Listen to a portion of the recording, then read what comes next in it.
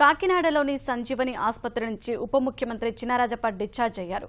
ఆసుపత్రిలో లిఫ్ట్ తెగిపడిన ప్రమాదంలో గాయపడ్డ చినరాజప్ప అదే వైద్యశాలలో చికిత్స పొందుతున్న సమయంలో ముఖ్యమంత్రి చంద్రబాబు ఫోన్లో పరామర్శించారు. మంత్రి కామినేని శ్రీనివాస్ ఆరోగ్య పరిస్థితి అడిగి తెలుసుకున్నారు. చినరాజప్పను పరామర్శించేందుకు అధికారులు, పోలీసులు, ప్రజాప్రతినిధులు ఆసుపత్రికి వచ్చారు. గాయపడ్డ కానిస్టేబుల్ మీడియా ప్రతినిధికి చికిత్స అందిస్తున్నారు.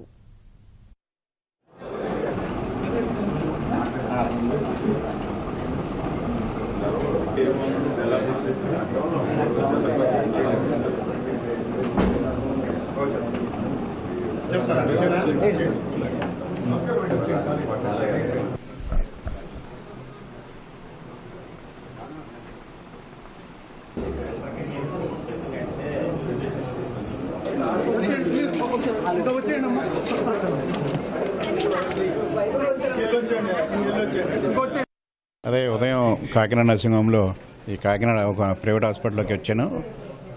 రాత్రి ఒక సీ ఫుడ్లో 28 మంది సఫికేషన్ వల్ల హాస్పిటల్లో జాయిన్ అయ్యారు. రాత్రి వచ్చి 2 గంటలు చూశాను.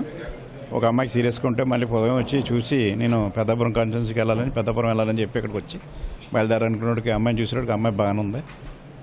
తర్వాత లిఫ్ట్ ఎక్కినప్పుడు సడన్గా డోర్లు ఓపెన్ అవ్వకుండా సడన్గా కింద పడిపోయింది.